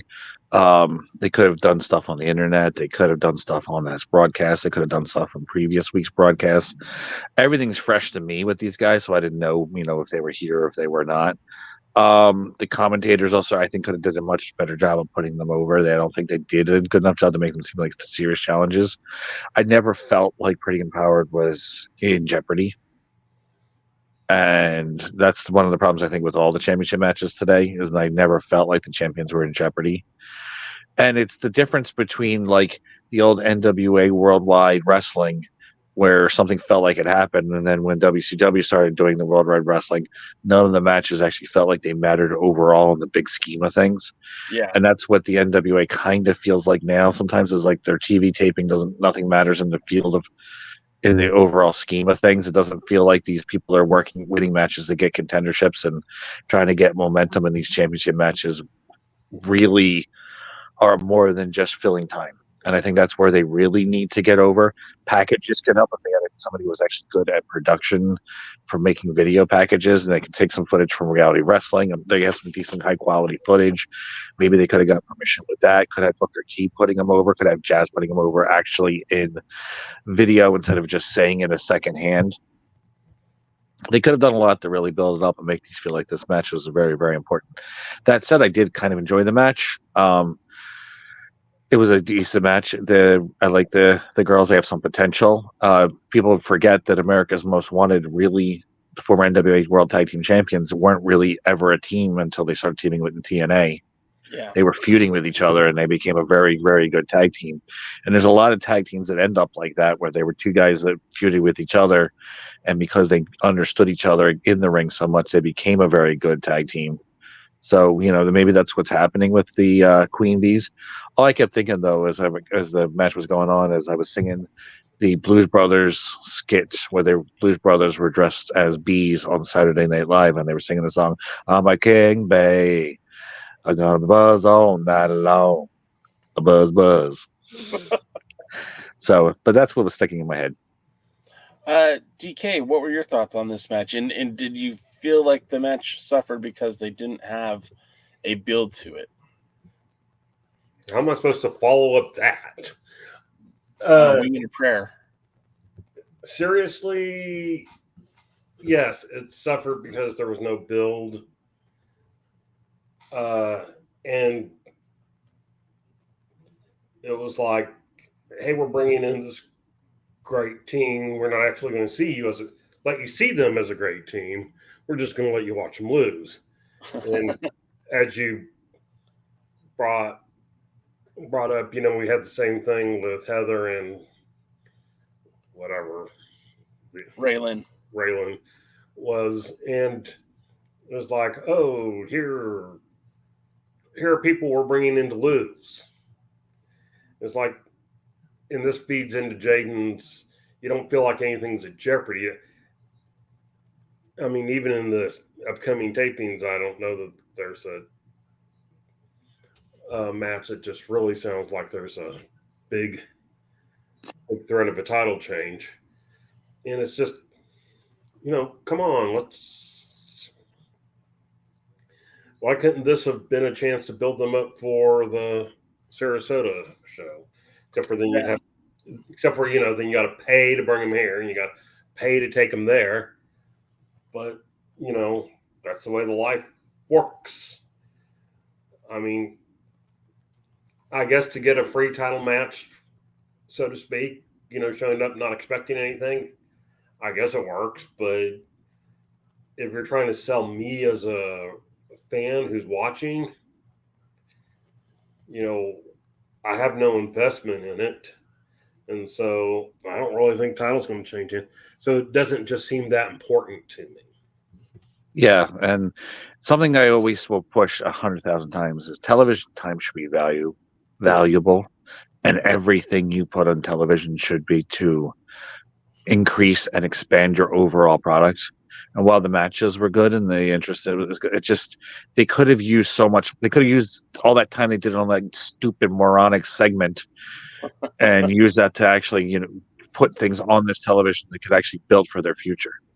And it is a dumb name, and it's the problem with a lot of independent wrestling nowadays.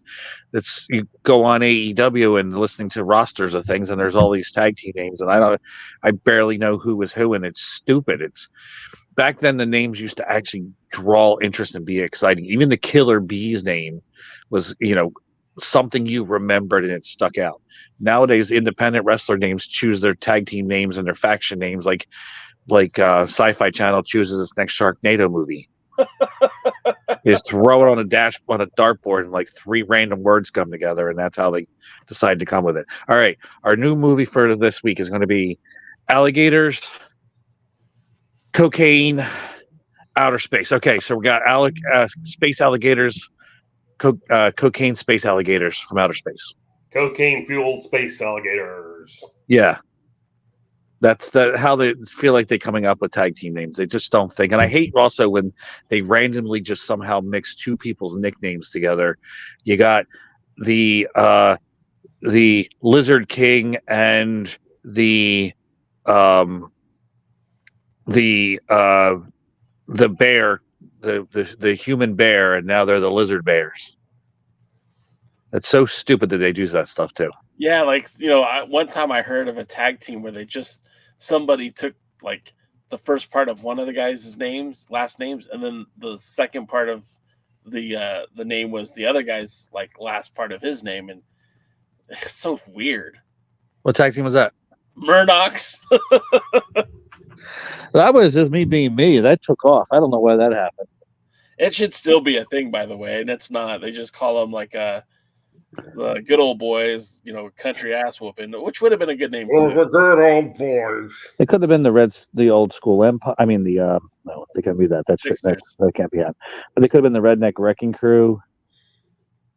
There's a lot of things with some creativity could have came around. That's what it stood. Murdoch's was just me trying to ship them together, I guess. I don't know. Yeah, that's what they do with celebrity couples, isn't it? Yeah. Yeah. Benifer. But yeah, you had to go the one from 20,000 years ago. What? Benifer?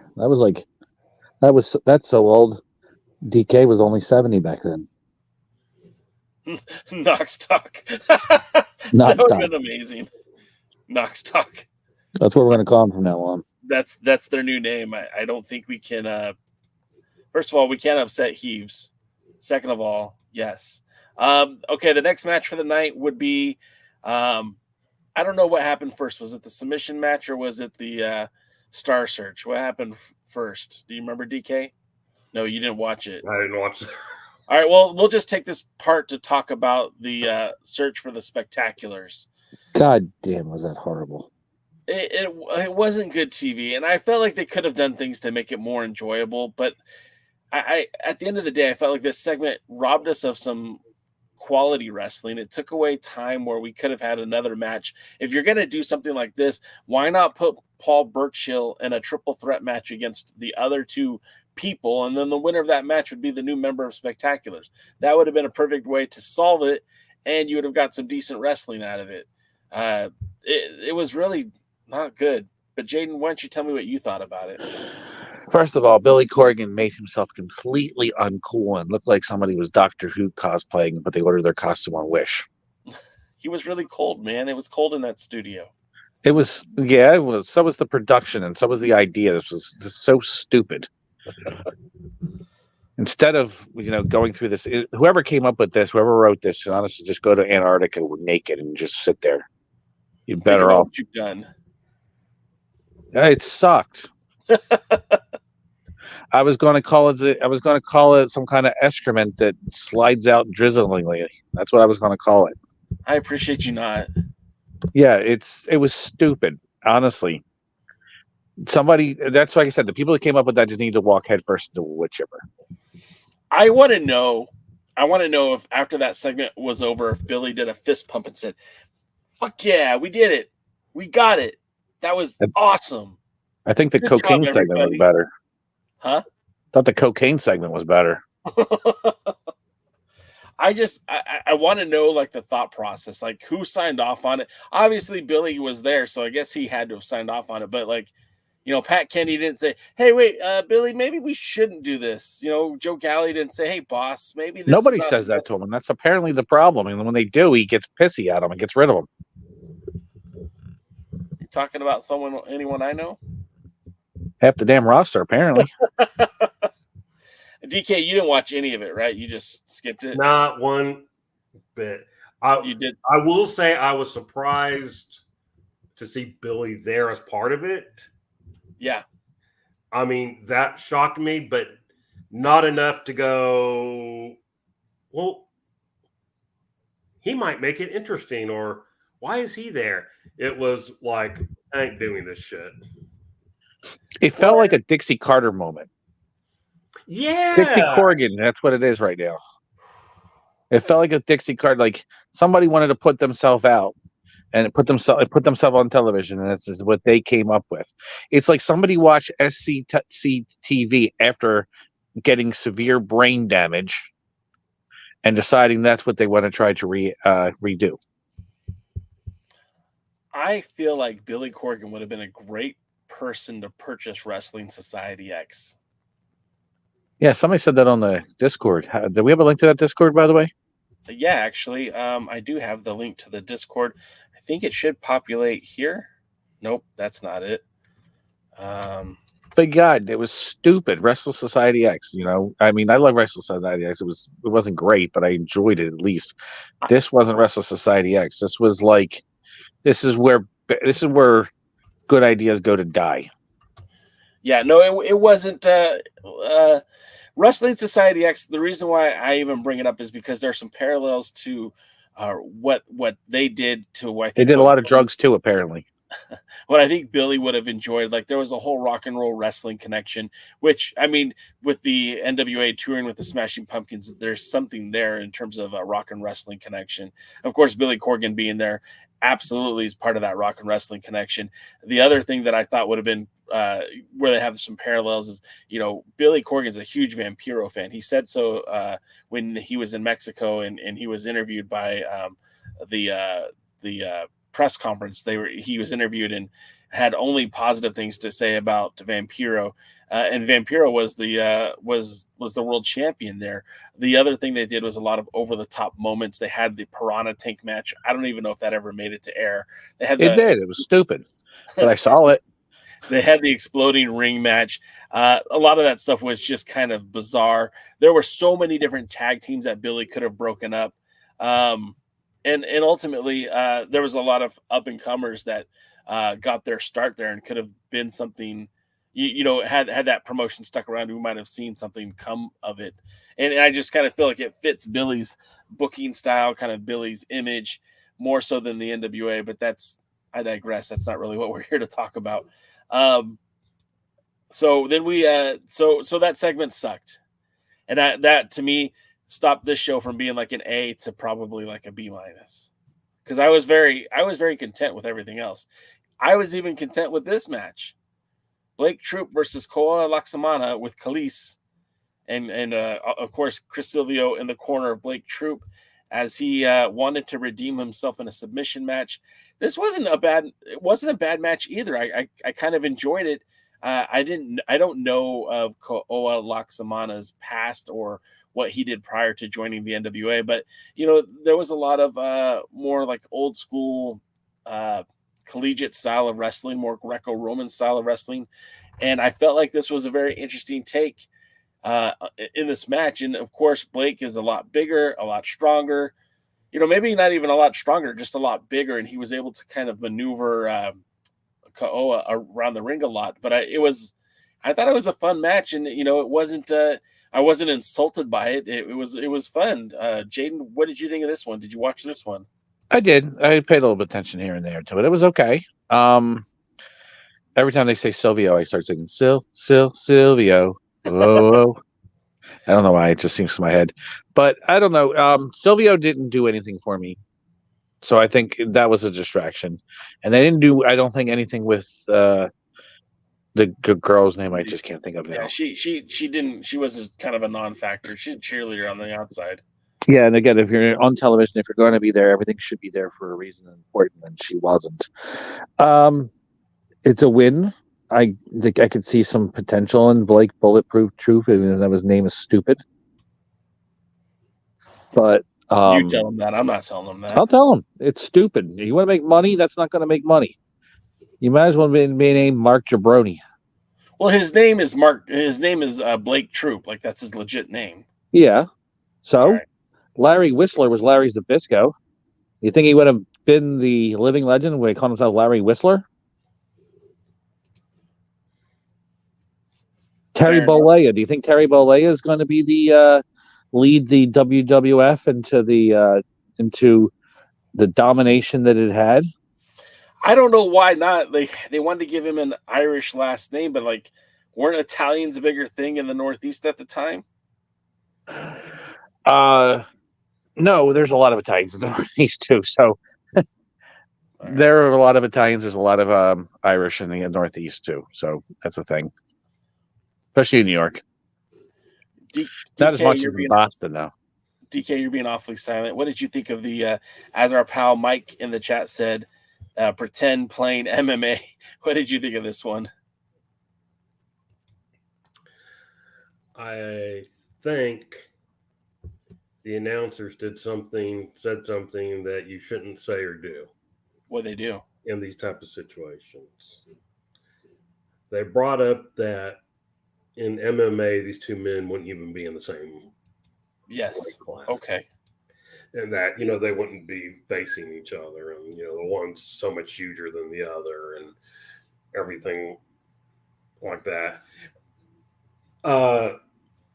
They didn't explain why we were having a submission match outside of just both of the guys having an MMA background. But, MMA is more than just submission. So it was... They killed it. I mean, you knew who was going to win. They killed it by saying, hey, this wouldn't happen in the real world. This only happens in our fantasy world. And then the big guy squashed the little guy. That was the only thing they did right, is he should have squashed him. It should have been over much faster, though. Should have took him down, went for a choke, went for an arm bar, and beat him that quick. Basically. All that needed to happen. I mean, they haven't done anything to make Mr. Hawaii credible. You know what they should have done? They should have had a stopwatch. Mrs. Hawaii scares me when she speaks. Dr. Girlfriend? Dr. Girlfriend? So, they could have left this one off. If they were going to get him over, should have stole Judo Gene Bell's idea. Come out with a stopwatch. Say this match is going to end in under a minute. And have him beat him in under a minute. Tie in a stopwatch and say 47 seconds. Old school wrestling. It would have went over. If you're going to get him over, that's how it should have been. Especially because he's so much bigger. Well, and go a big hold and do some big fancy submission hold. There's MMA. There's plenty of them out there. One of the things that I feel problematic about the NWA is they try to do like 50-50 booking, right? Like that's I think that's the term where both opponents get a lot of offense in, and it's like, nah, we could do squashes, guys. Like Kaoa Laksamana basically got squashed a few weeks ago by Thom Latimer. It would have been okay to squash him here too. He's still new to the company. He hasn't his win-loss record is kind of irrelevant at the moment until you have a program for him. Feed him to the wolves, and it would have been. I agree with you, Jane. I think it would have been fun to have him just tap out immediately, or get pinned immediately, get knocked out, something. Sylvia could have had some use, and they could have got something out of it. And he would have won. He could have chose a different MMA hold every time, or he could use one specific one. There's a lot of flashy ones out there now, especially because of judo and other things out there. He could hit a really quick, flashy one, quick takedown, quick something, beat him real quick, yell on the camera, say, this is my time. I'm going to make it whatever. Something real brief. Make the most out of it. Get him over. And then use that time that they use on the match and the rest of the stupid segment to put something else to actually make people care about the matches that are happening. Well, you know what? Just hire me as a damn producer, damn it. You know what would have been nice would have been like him calling out Mims or calling out, Thrillbilly. Hey, I'm coming for you, Thrillbilly. I'm coming for that title, because he's got really no direction at this point, and that'd be a fine place to put him. A feud with Mims would make a lot of sense because it's very much a lower mid-card feud. And so far as TV champion, Mims hasn't done a whole lot to elevate that title. In fact, I don't think he's defended it yet. So not that I know of. That takes us to the main event of the evening, when we bring on Jack Talos, if you're nasty, taking on EC3, the NWA World's Heavyweight Champion. Now, I had mentioned in the pre-party, Talos is currently the AIWF America's champion. He's held gold in Boca Raton Championship Wrestling, but he's only had 2 single matches in the NWA, and only one of those was a victory, and that was against Judeus. He hasn't been used a lot as a What was the other singles match? What's that? What was the other singles match? Oh, now you're going to make me look it up. I'll look it up right now. I want to say it might have been against Trevor Murdoch, but I think it was Trevor Murdoch, wasn't it? No, it was. Let's see. Isn't it Trevor Murdoch? Oh, no. That was some other big tall goof they brought in. Yeah, no, that was a different guy. While you're looking, you want us to talk about the match? Yeah, go ahead. First of all, the outfit of Talos, it's Scream Jobber. It looks so low rent independent, like not your independents that bring in big names or anything like that. The guys that bring in wrestlers who've wrestled for 40 years and don't look like they've had any time in the gym in the 50 of them. It's very, very low class jabroni looking. If you're going to have a name like Talos, his outfit should be metallic bronze and look like something, make him look like a Greek god or something like that. Not necessarily like the gladiator outfit that EC3 is going with right now. And not like a Viking outfit like Odinson too, right? What was that? And not like a Viking outfit like Odinson. No. Talos, if you're wondering what Talos he was the protector in the movie Jason and the Argonauts. He was the giant statue, but he was also a Greek god. And if they're going to go name him after that, they should at least do something. Make him look like he's imposing. Make his outfit stand out. Not all black pants and a jobber's singlet top.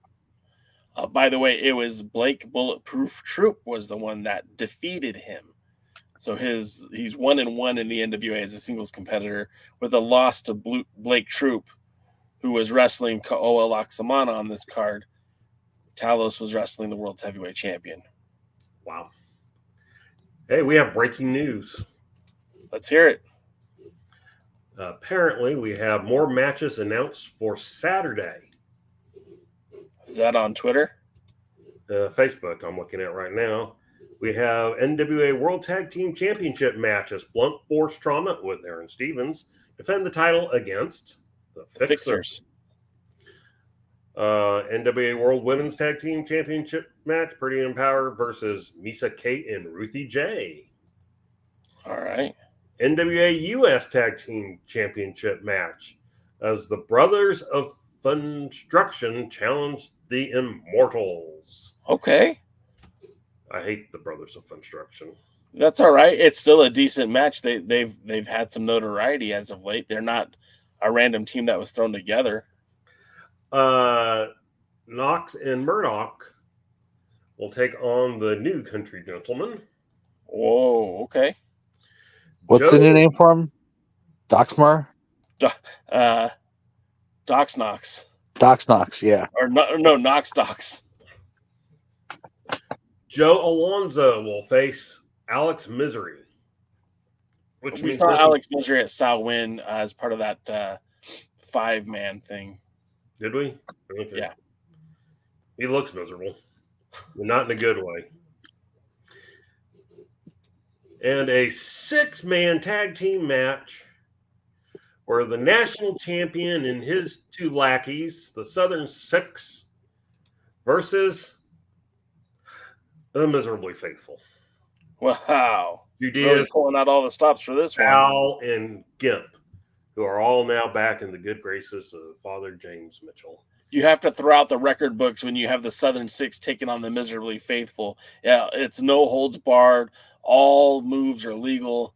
And Katie bar the door. I mean, that match alone is going to fill the 4,000 seats. I don't know what to say about that. So Might fill the bathroom. They'll sell out the concession stand.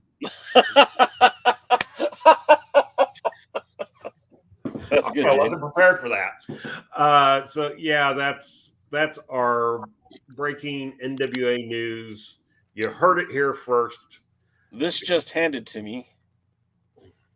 And that's the name of this episode of the podcast. This just handed to me. You might have used that one. Well, honestly. And okay, so what did you think of Talos versus EC3 DKM? Take the idea that Talos was non-deserving out of the equation. What did you think of the actual match? I thought it was classic green big man versus more talented small man. I thought their styles clashed a little bit. You knew what was going to happen, so I had a hard time buying some of the offense. Even though technically it shouldn't have had any real outcome on the match, I didn't enjoy the Daisy Kill and Jax Dane involvement. Jax Dane at least makes sense, to an extent, but it was just I didn't like it, and it's hard for me to leave out whether he deserved it or not. Why wasn't there more done? I mean, this was like the least one. At least with the King Bees, we had the hey, they were Jazz's handpicked team, or Talos is just like, it was almost like, well, he's been a champion, a U.S. Tag Team champion, champion. Oh, I didn't know being half the U.S. Tag Team champions made you qualify for our world title championship. So yeah, I struggled with that one. I will say this for the match. It seems to be part of the formula for EC3. He's always in a matchup with someone who's much bigger than him, at least in an NWA ring. We've already seen him against Tyrus, much larger man, wins the title. Then we see him against Jay Bradley, much larger man, retains the title. Faces Thom Latimer, not that much larger, but still a bigger guy than he is. And of course, now on Saturday, he takes on the former world champion Jax Dane. So when he wrestles against Talos, and again, it's the same formulaic. It's a bigger man, and like you said, DK, EC3 has to outperform, out wrestle, which is what we got here. To me, I thought the match was fine, and like the comments said earlier, it's the best I think Talos has looked in the NWA thus far. Again, nothing wrong with losing to the world's heavyweight champion. I don't even know this best he looked, though. I mean, I think in some of the tag team matches he looked pretty good, but I can't say he looked. I mean, just as far as when he was in the ring and against his opponents, yeah. But I mean, he's not blow away by any stretch of the imagination. But yeah, I mean, there was nothing that in this match that just made me go, "Oh, that's impressive. Oh, this guy's going to be a star." I mean, I saw on Facebook group, where one guy's just thinking, "Oh man, this made me a big fan of him, and I'm just like lost. Going, You're talking about Terry, aren't you? well, I wasn't going to call him out by name, but since you, Well, Terry used to enjoy this this podcast, and I guess he doesn't enjoy it anymore. That's okay. More power to him. But It was Terry. Huh? It was Terry. I don't think you know him, but he was a guy on Facebook. He's a nice man. He has I think he runs the Facebook group NWA Uncensored. I'm glad to bring him back. He's welcome here anytime. Give it up. Tell him to help us make Talus bronze again. But that was this week's Power, man. And overall, I thought it was a good show, with the exception of the terrible segment of finding a new spectacular.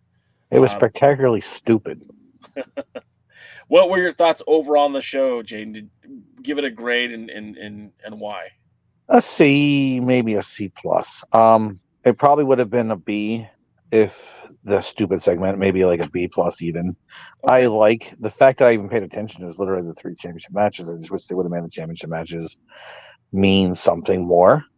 Like wins, and they were big, make the wins big deals. It just felt like, again, it had no consequences. That was my main complaint, other than the stupid segment. And Talos's gear just looks jabroni-ish. And they need to stop those stupid entrances. But I give it like a C. C plus. You said C plus. Yeah, I'm bringing it down now because I'm talking myself down now when I'm talking about what I don't like about it. Okay. DK, thoughts on this one? Brutally honest.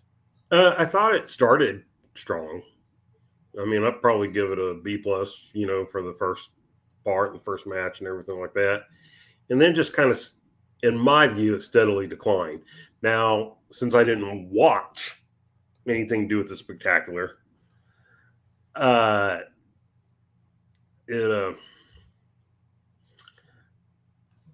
assume those would be F segments just by their nature, but F minus segment. So you get a 0 for the day. Yeah, -3. So for me, it probably started out as a B plus and kind of went to like a B, and then maybe like a C plus and a C at the end. So I can go with probably C plus overall. If you 100% leave out the spectacular thing, if you include the spectacular thing, it's probably a D plus. So I obviously I grade a lot lighter than you guys do, because I thought the show was pretty good overall, with the exception of the spectacular. So like I was looking at like almost A for the show if you could subtract the spectaculars, but because you can't, it brought it down to like a B minus, C plus for me as well. And that's that's being honest. I enjoyed the show. I thought the tag team match with the ladies was great. I thought the opening match was really, really good. The submission match was just whatever. I could have taken it or leaved it. It was some of the points that Jaden and you, DK, brought up, kind of now looking at it after the fact. I probably would grade it a little bit lower. But at the time I thought, this is fine. And I was completely good with Talos and EC3 and the way that the match ended, with Jax Dane coming out to make the save to build up for the Robarts show, excuse me. So to me, it was pretty good. Just that segment was really awful. So that's kind of it, guys. That's going to wrap us up for tonight. Next Thursday is going to be in the United States. It's Thanksgiving, so we will not be airing a live episode next week. Can we just air DK yelling at a turkey? Can you yell at a turkey, DK, and we'll just run it for 30 he minutes? can do it. I can yell at anything. Uh-huh. I can yell at clouds. I can yell at turkeys. Yelling at Jaden's the easiest thing on the planet. He's only done it to him once, though. That's because I keep bribing him and keep keeping him distracted with pictures of really fit booties. That is true. Yeah, wait till you check what I sent you, by the way. You're in a plethora. Oh, cool. I hit the gold mine today. Well, let's wrap it up then. I know you all got things you want to do, and I got some family I want to go see. So we're going to wrap it up here. I'll be at AEW Friday and Saturday, so stay tuned to the Alliance Instagram feed to see my thoughts and clips and stuff from that show. Of course, you can follow me at the Alliance blog, where I post all my wrestling content on all platforms. DK, if they want to follow you on socials, how do they do it? Well, I'm distracted at the moment. Yeah. At DKMFWTX on all socials that I'm on. And if you're on Instagram, man, send me more of these things that Jaden sent me. This just in. Is that real? What's the name of the show again? This was just handed to me. This was just handed to me. I have some news going on some Dangerous Adrenaline Wrestling Gladiators news. Let's hear it. All right, starting off February. I'm looking at the calendar to make sure I have it right. February 10th is going to be a Mid-Atlantic Wrestling Association event, but the Dangerous Adrenaline Wrestling Gladiators heavyweight champion Justin Adams will be defending. This was just handed to me by Dr. Zirconium. Okay. He'll be defending that championship on that card. His opponent has yet to be named, but he has a contract signed, an open contract. So they're going to have a match with the Dangerous Adrenaline Wrestling Gladiators Heavyweight Championship on the line at a Mawa event.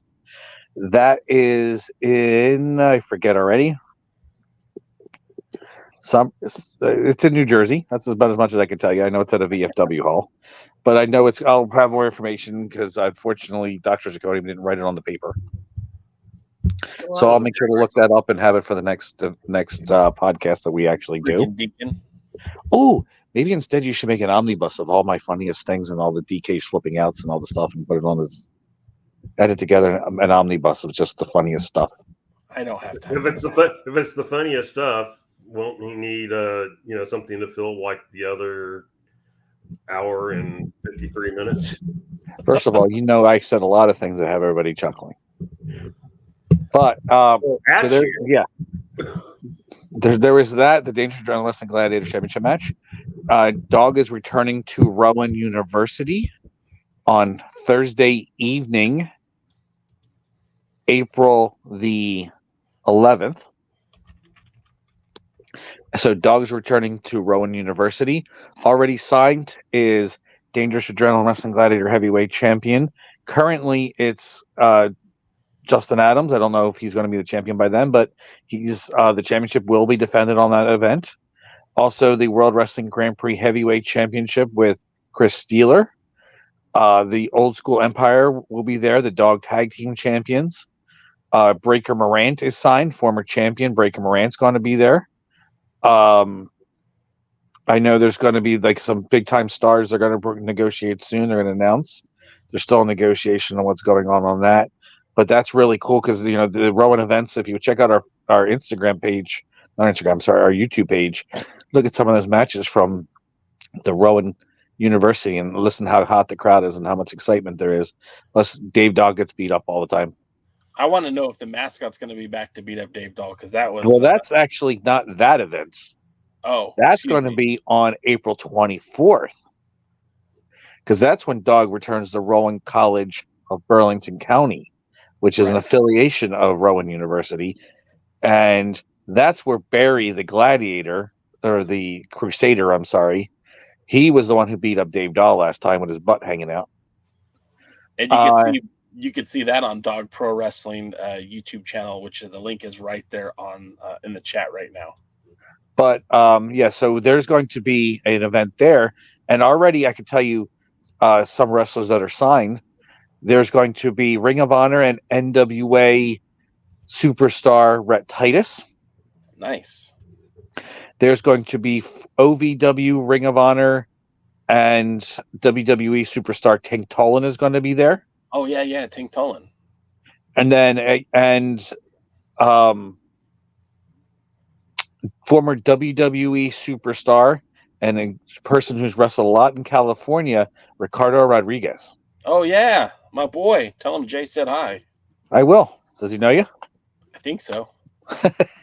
I'll tell him you said hi, and if he doesn't say, if he asks who, I'll tell him that he needs to start following alliance-wrestling.com, the number one source of information in the NWA, dog, and other sources and things like Championship Wrestling from Hollywood. That's awesome. That was great. And with that, we're gonna bid you guys. Real quick. There's a good chance that one or more of those people may be now going to be on the Alliance guys interviewed by JCal. Absolutely. We'll make sure we do a lot of coverage leading up to that event. But we're gonna end it here tonight, guys. Thank you so much for being here. I'll be here Tuesday with the pre-party. I still believe we're having the other guys on Wednesday night, but Thursday we will be going dark for the holiday. So I hope you all enjoy your Thanksgiving and have a very good day off. And until next time, we're gonna see you at the matches. Thanks for joining the stream. This has been a presentation of alliance-wrestling.com. We genuinely appreciate your support. Would you consider subscribing so you'll never miss a future episode? I'd also like to remind you we do a live stream every Tuesday at 5 p.m. before NWA Power. You can find us on social media at The Alliance Blog. And until next time, we are The Alliance.